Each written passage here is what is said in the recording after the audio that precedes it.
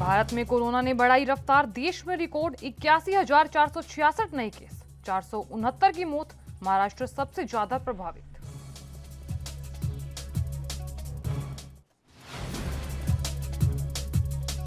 महाराष्ट्र में हालात बद से बदतर, आज से प्रदेश में लागू हो सकता है लॉकडाउन। पुणे शहर बना कोरोना का केंद्र।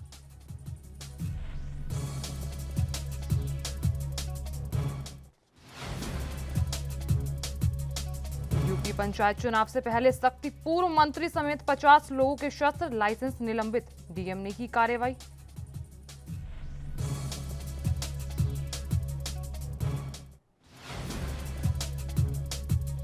और जम्मू कश्मीर के पुलवामा में सुरक्षा बलों और आतंकियों के बीच मुठभेड़, एक आतंकी ढेर, 2 आतंकियों के छिपे होने की आशंका। सुरक्षा बलों का सर्च ऑपरेशन लगातार जारी।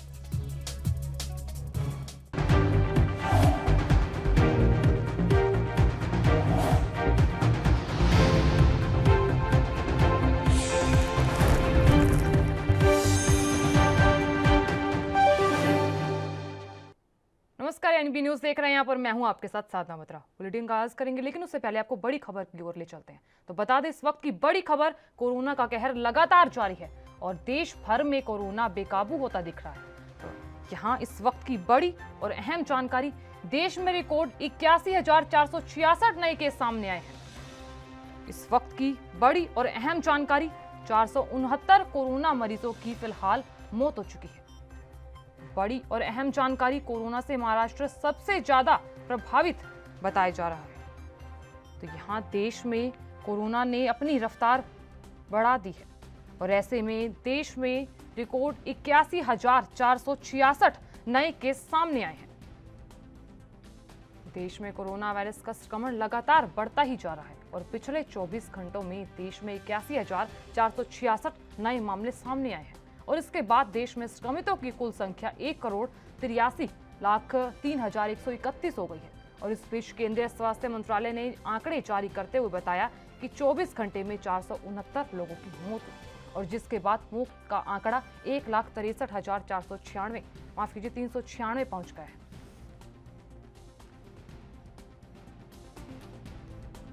बता दें आपको कि भारत में कोरोना ने अपनी रफ्तार बढ़ाई है और ऐसे में लगातार वायरस और संक्रमण बढ़ता ही नजर आ रहा है।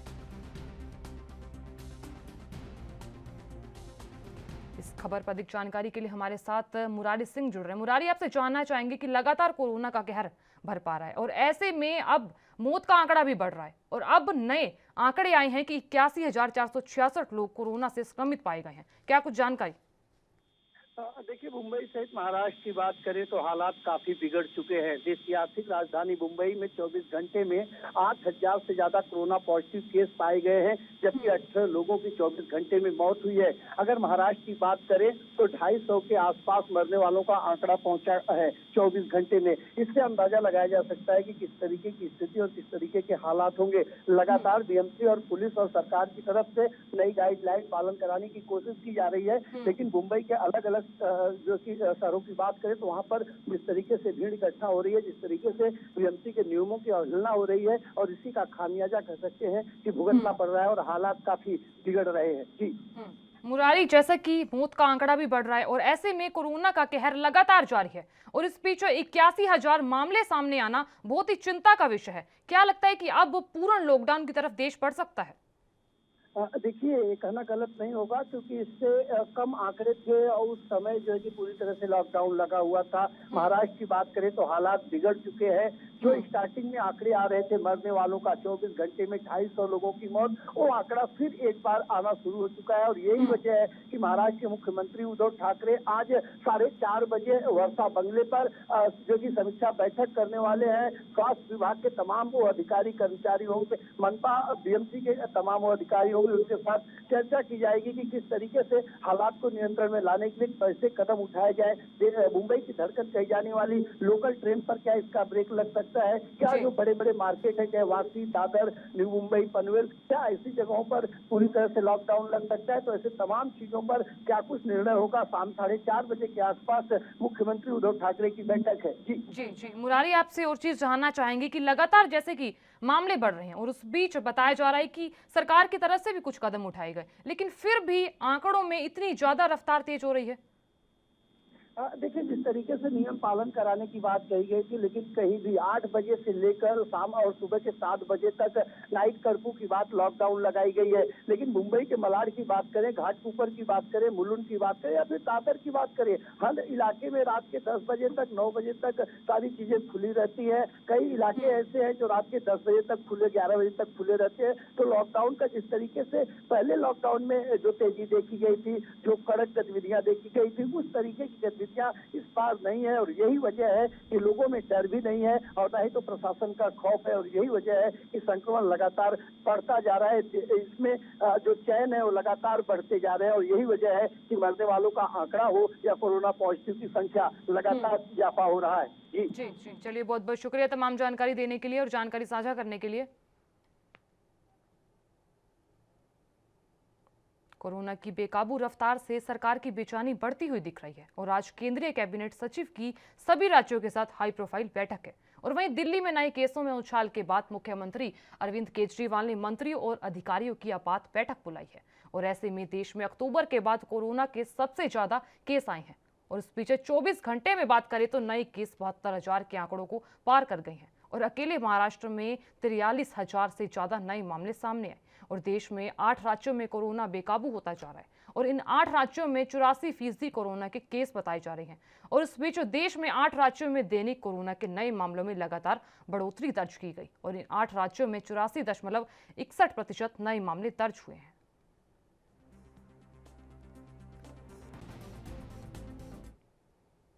उधर बीजेपी नेता माधव भंडारी ने महाराष्ट्र सरकार पर हमला करते हुए कहा कि देश के सिर्फ एक राज्य में लॉकडाउन जैसी स्थिति क्यों है। उन्होंने क्या कुछ कहा, आइए दिखाते हैं। सरकार तो पूरी तरह से संभ्रमित है, ये तो साफ दिखाई दे रहा है। और हालात का जायजा लेने में और हालात का विश्लेषण करने में सरकार पूरी तरह से विफल हुई है, क्योंकि यह हालत कोई अचानक 24 घंटे में या एक रात्रि में पैदा नहीं हुई है। पिछले कई दिनों से इसके लक्षण दिखाई दे रहे थे, ग्राफ बढ़ता जा रहा था और सभी लोग बार बार कह रहे थे कि हालत बिगड़ती जा रही है, सरकार ने कुछ न कुछ कदम उठाना जरूरी है। लेकिन जब ये कहा जा रहा था तब सरकार ने अनदेखा किया। और विशेष तो मुद्दा यह है कि पूरे भारत भर में केवल महाराष्ट्र। उधर कोरोना पर मध्य प्रदेश के सीएम शिवराज सिंह ने कहा कि जिस गति से कोरोना बढ़ रहा है उसे रोकने के लिए हमें संयम बरतने की आवश्यकता है। और ऐसे में आज हमने रतलाम, खरगोन, बैतूल और छिंदवाड़ा में अधिकारियों की टीम भेजी है। जहां संक्रमण ज्यादा है वहां कोरोना रोकने के लिए क्या क्या व्यवस्थाएं की जा सकती हैं उस पर हम ध्यान दे रहे हैं। और ऐसे में टीकाकरण का अभियान तेजी से चलाया जा रहा है। और उस बीच सीएम ने लोगों से अपील की कि टीका जरूर लगवाएं और अस्पतालों में बेड की संख्या बढ़ाई जा रही है। भोपाल से टीम भेजने की व्यवस्था की है। रतलाम, खरगोन, बैतूल और छिंदवाड़ा, यहां से टीम जा रही है अधिकारियों की। जहां संक्रमण ज्यादा है वहां रोकने की और क्या क्या व्यवस्थाएं की जा सकती हैं उस पर हम पूरा ध्यान दे रहे हैं। टीकाकरण का अभियान पूरी ताकत से चलाने का कल से शुरू हुआ है और मुझे खुशी। या लेंगे छोटा सा ब्रेक, अब बने रहिए एएनबी न्यूज के साथ।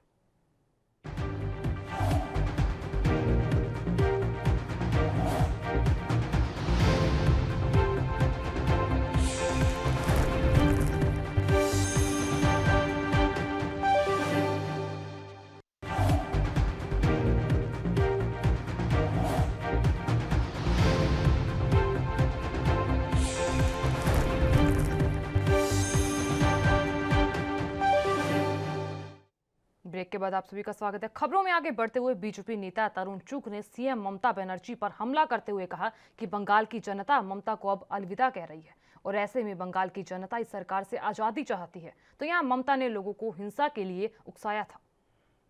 जनता उनसे छुटकारा चाहती है, इसलिए बम्पर वोटिंग के माध्यम से वो बंगाल की सरकार को अलविदा कह रही है। अलविदा ममता बनर्जी। ममता बनर्जी ने लगाया और इलेक्शन कमीशन को पत्र भी लिखा है कि 63 वायलेंस के मामले और गड़बड़ी के मामले दर्ज भी कराए उन्होंने इलेक्शन कमीशन में। ऐसा है कि ये जो मामले दर्ज हो रहे हैं ये सब के पीछे ममता बनर्जी की हार सूचक है, क्योंकि जब उन चली थी तो उनको लगता खेला होबे के माध्यम से उन्होंने पूरे बंगाल की जनता को हिंसा के लिए उकसाया था, लेकिन बंगाल की जनता उनके बहकावे में नहीं आई और बंगाल की भोली वाली जनता को वो जो पिछले 10 साल से झूठ बोल रही थी, आज बंगाल की जनता जवाब दे रही है। वोट के माध्यम से, बैलेट के माध्यम से सत्ता का परिवर्तन हो रहा है। चलिए आपको मिथुन चक्रवर्ती की रोड शो की तस्वीरें दिखाते हैं।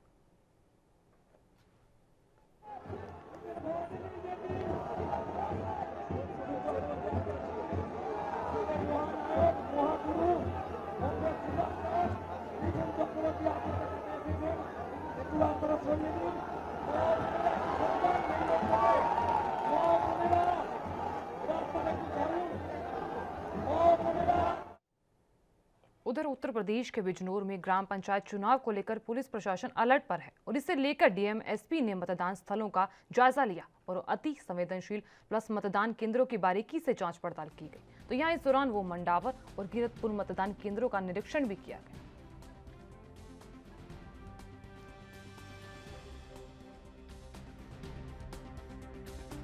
चुनाव का कार्यक्रम घोषित हो गया है, तो मैं और कप्तान साहब और हमारे ऑफिसर्स सीओ साहबान और एसडीएम साहबान हर थाना क्षेत्र में हर गांव की संवेदनशीलता, क्या व्यवस्थाएं हैं, क्या कमियां हैं, उन्हें कैसे दूर किया जाना है, क्या ट्रबल एरियाज हैं, कहाँ समस्या हो सकती है, कहाँ सख्ती की जानी है, इसका आकलन कर रहे हैं। कितनी कार्रवाई हो गई, 107-16 की कार्रवाई कितनी हो गई, शस्त्र कितने जमा हो गए और कहाँ कहाँ क्या कमियाँ हैं जिन्हें हमें दूर करना है। तो इसकी समीक्षा थानावार हम लोग जाके कर रहे हैं, हमारे ऑफिसर्स भी कर रहे हैं, हमारे कप्तान साहब भी जाके कर रहे हैं।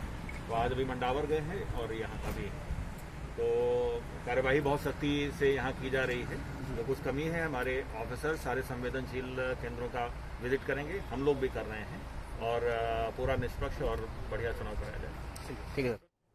उधर उत्तराखंड में हरिद्वार में कल से महाकुंभ शुरू हो गया और ऐसे में वही बैरागी क्षेत्र में अव्यवस्थाओं से नाराज बैरागी संतों ने अपर मेलाधिकारी हरवीर सिंह की पिटाई कर दी। तो यहाँ इस दौरान बीच बचाव करने आए पुलिस कर्मियों को भी गुस्साए संतों ने मारपीट की। बता दें कि हरवीर सिंह निर्मोही अखाड़े में संतों के साथ मुलाकात करने पहुंचे थे, तभी कुछ संत भड़क गए और ऐसे में मारपीट शुरू कर दी। तो यहाँ हरवीर सिंह को कुछ चोटें भी आई हैं और फिलहाल मौके पर तनाव की स्थिति बनी हुई है। वहीं मेला आईजी संजय गुंजाल मौके पर पहुंच गए हैं और आगे की कार्रवाई की जा रही है। काल निर्मोही अखाड़े में अपर मेलाधिकारी हरवीर सिंह के ऊपर हमला हुआ और मारपीट भी हुई। जो समाचार ये आया कि उनके साथ अभद्रा भी की गई और उनके कहीं चोटें भी आई हैं, खून भी बहा है। यह घटना निंदनीय है। अखिल भारतीय अखाड़ा परिषद की निंदा करता है। कभी भी संत महात्मा इस तरह का कृत्य नहीं करते। समाचार आने के बाद हमने तत्काल एक टीम बनाई है जिसमें आह्वान से एक सदस्य दिया जाएगा जो अखाड़ा परिषद के मेंबर हैं। इसके बाद आनंद के अखाड़े से एक सदस्य लिया जाएगा। उधर देश भर में कोरोना की रफ्तार तेज हो गई है और ऐसे में कोरोना के मामलों में महाराष्ट्र सबसे ज्यादा प्रभावित राज्य है।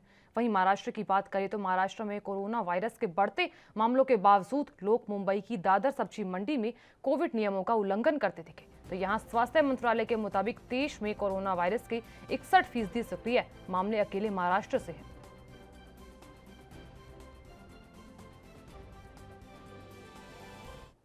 उधर यूपी सरकार ने सरकारी नौकरियों में आर्थिक रूप से कमजोर वर्गों को 10% आरक्षण देने का रास्ता साफ कर दिया है।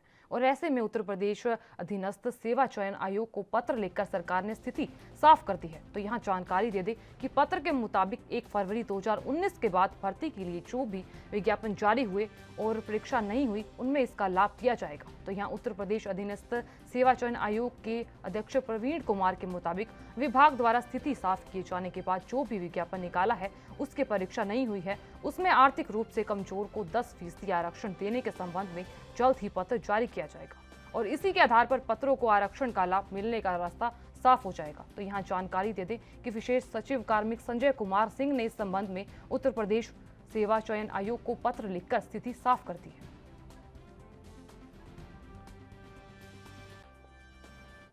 और यहाँ लेंगे एक छोटा सा ब्रेक। अब बने रहिए ANB न्यूज के साथ।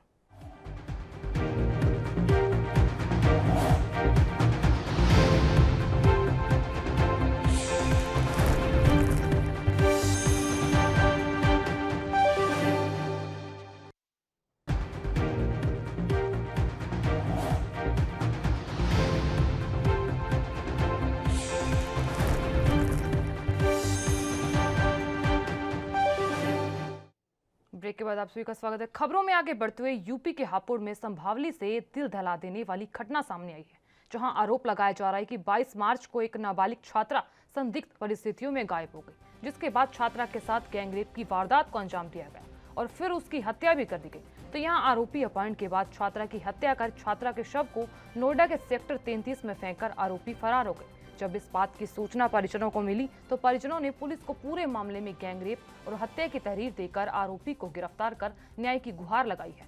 वहीं पूरे मामले में पुलिस ने मुकदमा दर्ज कर लिया और जांच में जुट गई है।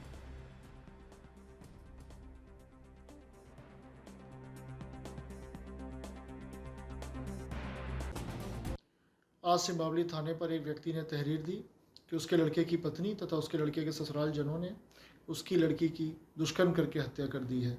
इस तहरीर पर तत्काल अभियोग पंजीकृत किया गया, मृतका का पोस्टमार्टम कराया गया।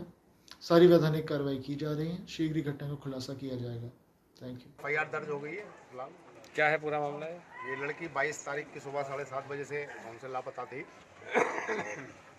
ये परिवार जो जिसके साथ लापता थी वही परिवार लड़के के परिवार को मैनेज करता रहा, विश्वास में रखा ये भी 10-15 दिन में उसकी आ गई, तुम्हारी भी आ जाएगी, कोई पुलिस को सूचना मत दो, बदनामी होगी, और ये परिवार यकीन करता रहा। कल इन लोगों ने बताया मेरे से, और उसके बताने के बाद 2-3 जगह सीसीटीवी चेक करने के बाद थाने तहरीर देने के लिए जा ही रहे थे, इतनी एम्बुलेंस के ड्राइवर के द्वारा सूचना दी गई कि जी कैकासा नाम की लड़की की dead body Surabhi hospital sector 35 Noida में है, और जो लड़का लाया था वो एम्बुलेंस में छोड़ करके, 2 लड़के थे वो छोड़ करके भाग गए। वो लड़के ही उसको लड़की के घर का नंबर दे करके ये कह के चले गए कि हम बाइक खड़ी करके और पैसे लेकर के आ रहे हैं, 5 मिनट में तू यहीं खड़ा रहे। उसने 2 घंटे वेट किया और 2 घंटे के बाद घर के नंबर पर फ़ोन किया। तो उधर तारक मेहता के एक्टर दिलीप जोशी ने कोरोना की वैक्सीन लगवा ली है। तो यहाँ एक्टर ने गुरुवार को अपनी पत्नी संग कोरोना का टीका लिया। वहीं एक्टर ने सोशल मीडिया पर न सिर्फ अपना एक्सपीरियंस शेयर किया बल्कि फैंस ने एक खास अपील भी की। तो यहाँ दिलीप जोशी ने सोशल मीडिया पर लिखा कि मेरी पत्नी और मैंने कोरोना वैक्सीन की पहली डोज ले ली है। अगर आप भी कोरोना का टीका लगवाने के लिए क्वालिफाई हैं तो जरूर वैक्सीनेशन करवा लें। आपको बता दें कि दिलीप जोशी अमिताभ बच्चन के अलावा धर्मेंद्र जैसे कई दिग्गजों को कोरोना का टीका लग चुका है।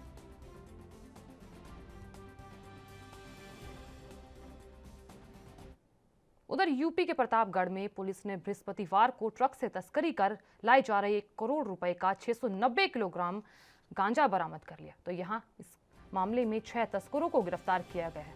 जानकारी देते कि पुलिस अधीक्षक आकाश तोमर ने बताया कि कहरडोर थाने की पुलिस और स्वाट टीम ने मुखबिर की सूचना पर इंटर कॉलेज के पास ट्रक से तस्करी कर ले जाया जा रहा 490 किलोग्राम गांजा बरामद किया।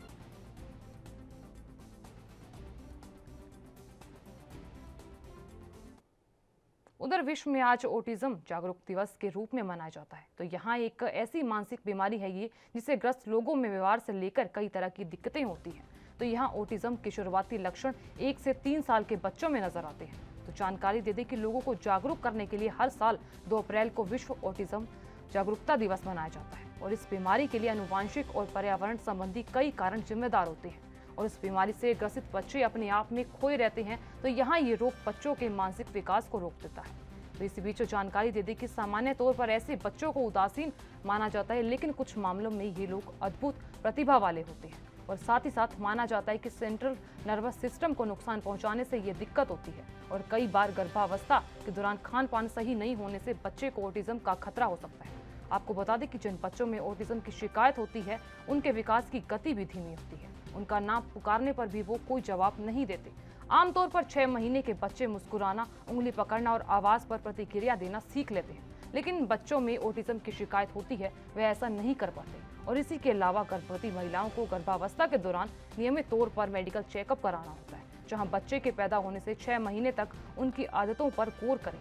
और एक आंकड़ों के मुताबिक हर 100 में से एक बच्चा ऑटिज्म का शिकार हो रहा है, जहां करीब 20% ऑटिज्म के मामलों के कारण आनुवांशिक कारण जिम्मेदार होते हैं, तो वहीं 80% मामलों के लिए पर्यावरण वंशानुगत कारण जिम्मेदार होते हैं।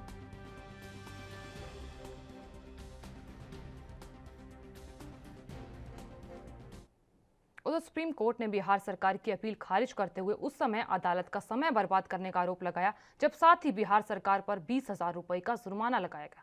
और ऐसे में विभिन्न पक्षों के एक मामले पर सहमत होने के बाद पटना हाई कोर्ट ने मामले का निस्तारण करने से यह अपील जुड़ी हुई है। और ऐसे में न्यायमूर्ति एस.के. कौल और न्यायमूर्ति R.S.S. रेड्डी ने कहा कि राज्य सरकार ने हाई कोर्ट की बेंच के आदेश के खिलाफ पिछले साल सितंबर में विशेष अनुमति याचिका यानी कि SLP दाखिल की और इस बीच उच्च न्यायालय ने इसकी याचिका का सहमति आधार पर निस्तारण कर दिया था। बावजूद इसके विशेष अनुमति याचिका दायर की गई और हम इसे अदालती प्रक्रिया का पूरी तरह दुरुपयोग मानते हैं और जिसे लेकर सुप्रीम कोर्ट ने राज्य सरकार पर 20,000 रुपए का जुर्माना लगाया था।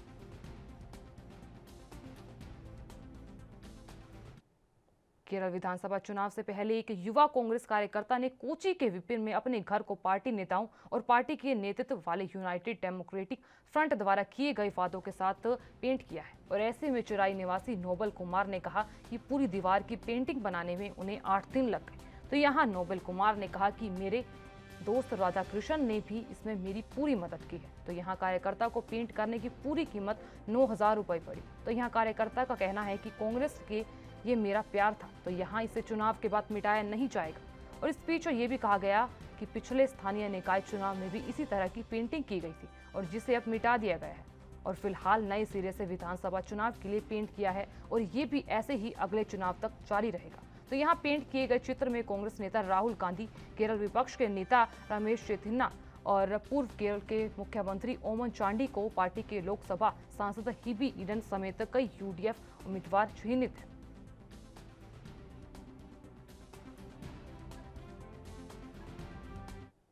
उधर मिजोरम के मुख्यमंत्री जोरमथंगा ने केंद्र सरकार पर म्यांमार को लेकर विदेश नीति में बदलाव करने की मांग की है।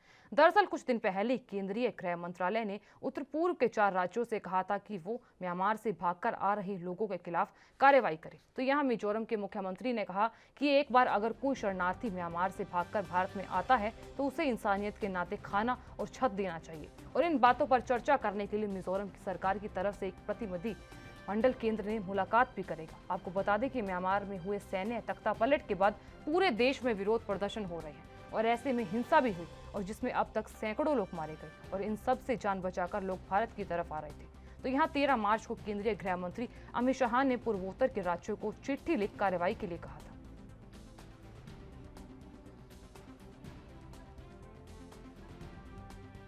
उधर कच्चे तेल को लेकर बड़ी खबर सामने आई है, जहां तेल उत्पादक देशों के संगठन ने तेल उत्पादन बढ़ाने का फैसला लिया है। आपको बता दें कि देशों के बीच मई से जुलाई तिमाही में 20 लाख बैरल प्रतिदिन उत्पादन करने पर सहमति बनी है। तो यहाँ संगठन ने फैसला लिया कि कोरोना महामारी के मद्देनजर वैश्विक अर्थव्यवस्था में रिवाइवल के साथ कदम उठाया जाएगा और इसके साथ सऊदी अरब अलग से 10 लाख बैरल प्रतिदिन उत्पादन पर जोर देगा। गौरतलब है कि कच्चे तेल की बढ़ती कीमतों पर भारत ने भी ओपेक देशों से उत्पादन बढ़ाने की अपील की थी।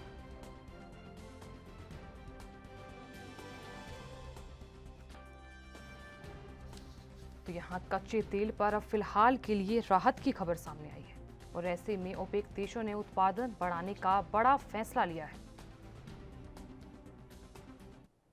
उधर अमेरिका के बाद दुनिया में कोरोना वायरस महामारी में सबसे ज्यादा प्रभावित देश ब्राजील ने वैक्सीन की 2 करोड़ डोज लेने से इनकार कर दिया है।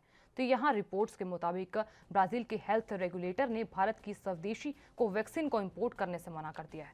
एक रिपोर्ट के मुताबिक ब्राजील ने दवाइयों के लिए गुड मैन्युफैक्चरिंग प्रोसेसेस का पालन नहीं होने की वजह से कोवैक्सीन की 2 करोड़ डोज के ऑर्डर को रिजेक्ट कर दिया है। और हालांकि वैक्सीन निर्माता बायोटेक का कहना है कि जांच के दौरान बताई गई जरूरतों को पूरा किया जाएगा और इसके लिए समय सीमा को लेकर ब्राजील एनआरए के साथ चर्चा जारी है और इसे लेकर जल्द ही सुलझा लिया जाएगा।